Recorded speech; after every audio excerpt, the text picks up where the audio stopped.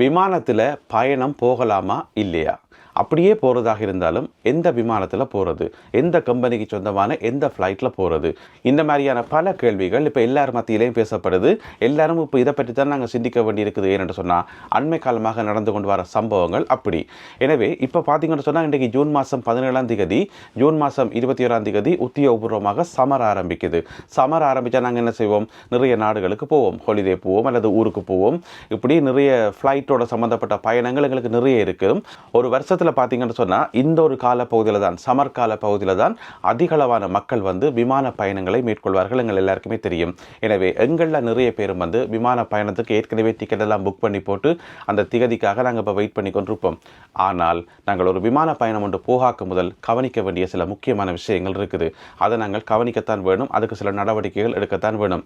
இப்போ நாங்கள் ஒரு ஃப்ளைட்டில் போகிறோம்னு சொன்னால் அந்த ஃப்ளைட்டுக்கு ஏதாவது ஒன்று நடக்குதுன்னு சொன்னால் அதில் நாங்கள் எதுவுமே செய்ய முடியாது. அது எங்களோட கட்டுப்பாட்டுகளை இல்லை, எங்களால் எதுவுமே செய்ய முடியாது. ஆனால் ஃப்ளைட்டுக்கு டிக்கெட் புக் பண்ணாக்க முதல், ஒரு ஃப்ளைட்டை சூஸ் பண்ணாக்க முதல், ஒரு விமான கம்பெனியை நீங்கள் சூஸ் பண்ணாக்க முதல் முழுக்க உங்களோட கையிலான் இருக்குது. அப்போ நாங்கள் என்னென்ன விஷயங்கள் எல்லாத்தையும் கவனிக்கணும்ன்றதை பற்றி தான் இந்த காணொலியில் விரிவாக விளக்கமாக பார்க்க போகிறோம். எனவே இந்த காணொலியை முழுமையாக பார்த்துட்டு உங்களுடைய கருத்துக்களை மறக்காமல் கீழே எழுதுங்கள். அதுக்கு முதல் மிக முக்கியமான ஒரு விஷயம், கடந்த 24 மணி நேரத்தில், இன்றைக்கு ஜூன் மாதம் 17 கடந்த 24 மணி நேரத்தில் விமானங்கள் சம்பந்தமாக 7 முக்கியமான சம்பவங்கள் நடந்திருக்குது. ஒரு 24 மணி நேரத்தில் 7 சம்பவங்கள்னு சொன்னால் அந்த 7 சம்பவங்கள் பற்றியும் நாங்கள் தெரிஞ்சு வச்சுக்கொள்ளணும். எனவே அதை பற்றியும் நான் மேலோட்டமாக சொல்கிறேன். தமிழடியான் சொந்தங்கள் அனைவருக்கும் வணக்கம். வாருங்கள் காணொளிக்குள் போகலாம். நேற்று 16 ஹாங்காங் நகரில் இருந்து நியூ டெல்லிக்கு ஒரு விமானம் ஒன்று புறப்பட்டு போகுது. ஏர் இந்தியா நிறுவனத்துக்கு சொந்தமான AI-315. அது வெளிக்கிட்டு போய் கொஞ்ச நேரத்தால் அதில் தொழில்நுட்ப கோளாறு ஒன்று உணரப்பட்டு விமானியான அவதானிக்கப்பட்டு உடனடியாக ஹாங்காங்கிலேயே இறக்கப்படுது. இது நேற்று 16 நடந்த முதலாவது சம்பவம். அடுத்த சம்பவம் பார்த்தீங்கன்னு சொன்னால் ஜெர்மனியிலிருந்து ஒரு விமானம் வெளிக்கிட்டு இந்தியாவினுடைய ஹைதராபாத் நகரத்துக்கு போகுது. போகிற வழியில் பார்த்தீங்கன்னு சொன்னால் உடனடியாக அந்த விமானம் திருப்பப்பட்டு, அதாவது ஜெர்மனியினுடைய பிராங்க்ஃபர்ட் விமான நிலையத்திலிருந்து புறப்பட்டு போகுது. அப்போ விமானம் வெளிக்கிட்டு போய் கொஞ்ச நேரத்தால் அதில் ஒரு தொழில்நுட்ப கோளாறு ஒன்று உணரப்படுது. உடனடியாக பிராங்க்ஃபர்ட் விமான நிலையத்தில் திருப்பவும் கொண்டு வந்து அந்த விமானம் இறக்கப்படுது. அந்த விமான சேவையை நடத்தினது லுஃப்தான்சா விமான சேவை. சரி, இது இரண்டாவது சம்பவம். அடுத்த சம்பவம் பார்த்தீங்கன்னு சொன்னால் பிரிட்டிஷ் ஏர்வேஸுக்கு, இங்கே லண்டனில் பிரிட்டிஷ் ஏர்வேஸுக்கு சொந்தமான ஒரு விமானம் அது எங்கே போகுதுன்னு சொன்னால் இந்தியாவினுடைய சென்னை நகரத்துக்கு போகுது.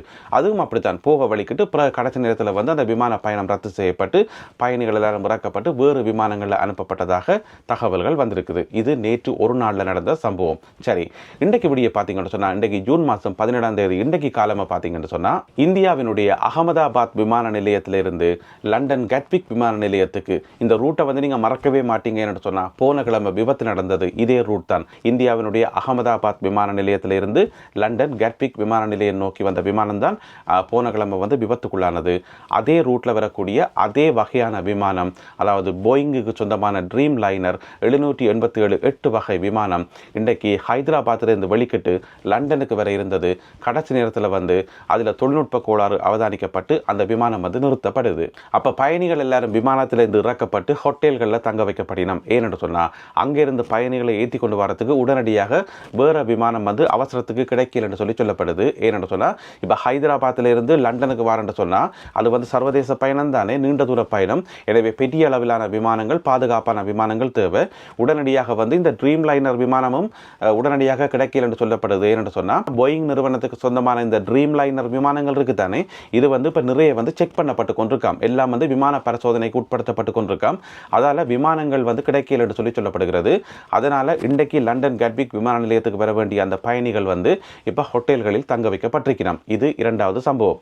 அதுக்கு பிறகு அடுத்த செய்தி வருது என்று சொன்னால் இந்தியாவினுடைய நியூ டெல்லி நகரத்திலிருந்து பாரிஸுக்கு, பிரான்சினுடைய தலைநகர் பாரிஸுக்கு போக வேண்டிய AI-143 அந்த விமானம் கடைசி நேரத்தில் தொழில்நுட்ப கோளாறு ஒன்று அவதானிக்கப்பட்டு அந்த சேவை நிறுத்தப்படுது, கேன்சல் பண்ணப்படுது. அதாவது விமானம் டேக் ஆஃப் ஆகியெல்லாம் போகையில் விமானம் புறப்படுவதற்கு முதலே அங்கே தொழில்நுட்ப கோளாறு அவதானிக்கப்பட்டு அந்த சேவை நிப்பாட்டப்படுது. அதுக்கு சமமாக பாரிஸில் இருந்து டெல்லிக்கு போக வேண்டிய அடுத்த ஃப்ளைட் AI-142 அதுவும் நிறுத்தப்பட்டிருக்கு இன்றைக்கு.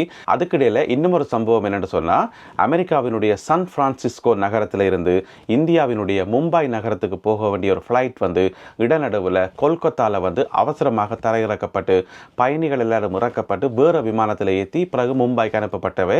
ஏன்னு சொன்னால் அந்த ஃப்ளைட்லேயும் வந்து தொழில்நுட்ப கோளாறுன்னு சொல்லி யோசிச்சு பார்த்து மட்டும் சொன்னால் வெறும் 24 மணி நேரத்தில் 7 ஃப்ளைட்ஸ் வந்து இந்த மாதிரி கேன்சல் பண்ணப்பட்டிருக்கிறது, அல்லது பறந்து போயிட்டு பாதி வழியில் திரும்பி வந்து திரும்பவும் அதே விமான நிலையத்தில் வந்து இறக்கப்பட்டிருக்கிறது, அல்லது எங்காவது வேறொரு விமான நிலையத்தில் இடநடுவில் வந்து இறக்கப்பட்டிருக்கிறது.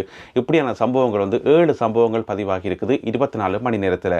இதில் ஆச்சரியமான விஷயம் என்னென்னு சொன்னால் இந்த 7 சம்பவங்களோடையும் சம்பந்தப்பட்டது பெரும்பாலும் சம்பந்தப்பட்டது போயிங் நிறுவனத்துக்கு சொந்தமான விமானங்கள். அதிலேயும் வந்து போன கிழமை விபத்துக்குள்ளான அந்த விமானம் இருக்குது தானே, போயிங்குக்கு சொந்தமான ட்ரீம் லைனர் 787-8 அந்த விமானம் தான். அதே வகை விமானங்கள் தான் இப்போ வந்து தொழில்நுட்ப கோளாறு காரணமாக இடைநிறுத்தம் செய்யப்பட்டிருக்கின்றன. இந்த 7 சம்பவங்களுடையும் சம்பந்தப்பட்ட பெரும்பாலான விமானங்கள். அப்போ நாங்கள் யோசிச்சு பார்த்தோம்னு சொன்னால் ஏற்கனவே போயிங் கம்பெனி மேலே நிறைய முறைப்பாடுகள் இருக்குது, நிறைய குற்றச்சாட்டுகள் இருக்குது, நிறைய விபத்துகளும் நடந்திருக்குது போயிங்கில் வந்து. அப்போ நாங்கள் போயிங்கில் போக முடியாதா என்று கேட்டிங்கன்னு சொன்னால் அது ஒரு கேள்விக்குறியாக தான் இருக்குது. ஏன்னு சொன்னால் நிறைய சம்பவங்கள் இப்போ போயிங்கோட நடந்துட்டுது. ஆனாலும் கூட இன்ற வரைக்கும் பாதுகாப்பான விமான சேவைகளில் வந்து போயிங் வந்து முன்னிலையில் இருக்குது. உலகத்திலேயே அதிகளவு விமானங்களை வந்து இயக்கிறது வந்து 2 கம்பெனி தானே, ஒன்று வந்து ஏர்பஸ், மற்றது வந்து போயிங். எனவே வந்து ஒப்பீட்டளவில் ஏர்பஸோட ஒப்பிட்டு பார்க்கக்குள்ள வந்து போயிங் தான் அதிகளவு பிரச்சனைகளை வந்து சந்திச்சிருக்குது, அதிகளவு விபத்துக்களை வந்து சந்திச்சிருக்குது. இருந்த போதிலும் கூட இன்ற வரைக்கும் அந்த பாதுகாப்பு என்ற ரீதியில் வந்து அது டொப்பில் தான் இருக்குது, அதில் எந்த விதமான பிரச்சனையுமே இல்லை. இப்போ நீங்கள் யோசிப்பீங்கள், என்ன போயிங் விமானம் வந்து அதிகளவு பிரச்சனையை கொடுக்குதுன்னு சொல்கிறேன், பிறகு அதிகளவு பாதுகாப்பும் அதுதான் என்று சொல்கிறேன், அப்போ இதுதான் உண்மை, இது ரெண்டிலையும் எது உண்மை என்று சொல்லி நீங்கள் கேட்பீங்கள். ரெண்டுமே உண்மைதான். என்ன பிரச்சனைன்னு சொன்னால் என்னதான் விமானங்கள் வந்து மிகவும் பாதுகாப்பாக உருவாக்கப்பட்டாலும், என்னதான் உயர்ந்த தொழில்நுட்பம் பயன்படுத்தி மிகவும் பாதுகாப்பாக உருவாக்கப்பட்டாலும் அந்த விமானம் வந்து பாதுகாப்பாக பறந்து திரிகிறது வந்து அந்த விமானத்தை வாங்கி சேவையில் ஈடுபடுத்துகிற விமான சேவை நிறுவனங்கள் இருக்குத்தானே, அந்த நிறுவனங்கள் கையில் தான் இருக்குது. சுருக்கமாக சொல்லப்போனால் மெயின்டெனன்ஸ் ஒழுங்காக வந்து மெயின்டைன் பண்ணினா ஒரு விதமான பிரச்சனையுமே இல்லை, அதை வந்து சரியான முறையில் வந்து பராமரிக்கணும். ஆனால் விமான சேவை நிறுவனங்கள் வந்து அந்த பராமரிப்பு லெவல் வந்து ஒவ்வொரு கம்பெனிக்கு ஏற்றபடி மாறுபட்டு கொண்டே இருக்கும். எனவே நீங்கள் அடுத்த முறை வந்து நீங்கள் ஒரு பயணம் மேற்கொள்ளாக்கும் முதல் நீங்கள் எந்த விமானத்தில் போறீங்கன்னு பார்க்கணும், எந்த விமான சேவை நிறுவனம் வந்து அதை ஆப்ரேட் பண்ணுதுன்னு பார்க்கணும். இதெல்லாத்தையும் கவனித்து தான் நீங்கள் வந்து ஃப்ளைட்டை வந்து புக் பண்ணணும். நாங்கள் வந்து பொதுவாக ஒரு பயணம் போய்க்கு என்ன செய்வோம், எங்கே வந்து சீப்பாக கிடைக்குதுன்னு தான் பார்ப்போம். இது பொதுவாக எல்லாருமே யோசிக்கக்கூடிய ஒரு முக்கியமான பிரச்சனை தான். ஏன்னு சொன்னால் எல்லாருக்குமே காசு பிரச்சனைகள் இருக்கும். எனவே சீப்பான விலையில் வந்து ஃப்ளைட் டிக்கெட் கிடைச்சா நல்ல சொல்லி நாங்கள் யோசிப்போம். ஆனால் இனிமேலும் அந்த விலையை பற்றி யோசிக்கிறதோட சேர்த்து எந்த விமானத்தில் நாங்கள் போகிறோம், எந்த விமான சேவை அதை வந்து ஆப்ரேட் பண்ணுது, இந்த மாதிரியான விஷயங்களை நாங்கள் யோசிக்கணும். நாங்கள் சூஸ் பண்ணுற விமான சேவை வந்து உண்மையிலேயே பாதுகாப்பானதா, அவர்களுக்கு வழங்கப்பட்டிருக்க ரேட் என்ன, கடந்த காலங்களில் அவர்களுக்கு நடந்த ஆக்சிடென்ட் ரேட் என்ன, இந்த மாதிரியான நிறைய விஷயங்களை வந்து நாங்கள் பார்க்கணும். எங்களில் நிறைய பேருக்கு ஃப்ளைட் டிக்கெட் புக் பண்ணி அந்த குறிப்பிட்ட டேட்டில் ஏர்போர்ட்டுக்கு போயிட்டு செக்கிங் எல்லாம் முடிச்சுக்கொண்டு போர்டிங் எல்லாம் முடிச்சுக்கொண்டு ஃப்ளைட்டில் போய் கால் வைக்கான் தெரியும் அது என்ன ஃப்ளைட்டுன்னு சொல்லி. இன்னும் சில பேருக்கு அது என்ன ஃப்ளைட்டுன்றே தெரியாது. இப்போ நீங்கள் ஒரு ஆளை கூப்பிட்டு போன மாதம் வெளிநாட்டுக்கு போயிட்டு வந்தீங்க ஃப்ளைட்டில், என்ன ஃப்ளைட்டில் போனீங்க, ஏர்பஸில் போனீங்களா போயிங்கில் போனீங்களான்னு கேட்டு பாருங்க. சில விட அவர் பதிலே சொல்ல மாட்டார், ஏதோ ஒரு ஃப்ளைட்டில் போனேன், ஃப்ளைட் நல்லா இருந்தது, நல்லா சாப்பாடு இருந்தாங்க, நல்லபடியாக இழுத்து போத்தோம், நித்திர கொண்டன், இந்த மாதிரியான விஷயங்களை தான் சொல்லினவே தவிர அது என்ன ஃப்ளைட் என்று சொல்ல மாட்டோம். பொதுவாக இந்த மாதிரியான விஷயங்களை வந்து நாங்கள் கணக்கெடுக்கிறதே இல்லை. ஃப்ளைட்டில் போனோமா, நல்லா சாப்பிட்டோமா, நித்திர கொண்டோமா, போய் சேர்ந்தோமா, அந்த மாதிரி தான் நாங்கள் யோசிப்போமே தவிர அது போயிங்கா ஏர்பஸ்ஸா, என்ன வகையான விமானம், அதில் எத்தனை என்ஜின் இருக்குது, இதை பற்றி நாங்கள் யோசிக்கிறதே இல்லை. யோசிச்சா சில எங்களுக்கு விமான பயணம் வந்து சந்தோஷம் இல்லாமல் கூட இருக்கும் தானே. இருந்தாலும் இனி நாங்கள் தெரிஞ்சு வச்சு கொள்ள வேண்டியது மிக மிக முக்கியமானது. இப்போ நீங்கள் யோசிக்கலாம், எப்படி கண்டுபிடிக்கிறது, எந்த கம்பெனிக்கு சொந்தமான என்ன ஃப்ளைட்டில் போகிறேன்னு சொல்லி எப்படி கண்டுபிடிக்கிறேன்னு சொல்லி. அது மிகவும் சுலபமானது, மிக சிம்பிளாக கண்டுபிடிக்கலாம். அதாவது நீங்கள் ஃப்ளைட் டிக்கெட் புக் பண்ணிக்குள்ளேயே, ஃப்ளைட் டிக்கெட் நீங்கள் சர்ச் பண்ணிக்குள்ளேயே வந்து நீங்கள் கண்டுபிடிக்கலாம். அல்லது நீங்கள் இப்போ ஏஜென்சியை பயன்படுத்தி, ட்ராவல் ஏஜென்சியை பயன்படுத்தி நீங்கள் புக் பண்ணுறீங்கன்னு சொன்னால் அவையிட்டே கேட்டு தெரிஞ்சு கொள்ளலாம். நீங்கள் போகிற ஃப்ளைட் வந்து எந்த கம்பெனிக்கு சொந்தமானது, என்ன மாதிரியான ஃப்ளைட்னு சொல்லி அவையிட்டே கேட்கலாம். நீங்களாக புக் பண்ணும்போது எப்படின்னு சொன்னால், இப்போ உதாரணம் நான் ஒன்று சொல்கிறேன்.